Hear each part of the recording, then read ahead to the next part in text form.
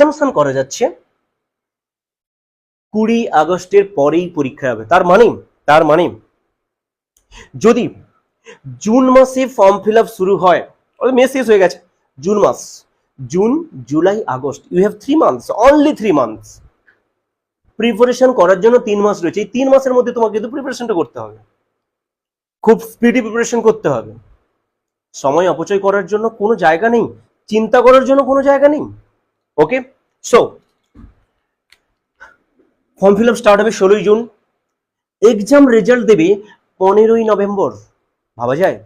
এই বছর 15ই নভেম্বর, অর্থাৎ যারা নতুন টিচার হবে, যারা নতুন শিক্ষক হওয়ার স্বপ্ন দেখছে, তারা এই বছরই ফিল আপ হয়ে যাবে। তার মানে তোমার হাতে কোনো সময় নেই নষ্ট করার। তুমি অবশ্যই প্রিপারেশন শুরু করে দাও। তুমি অবশ্যই তোমার নিজের স্বপ্ন সফল করার জন্য এই লাস্ট সুযোগ, ভগবান বলেছেন যে লাস্ট সুযোগ, এক সুযোগ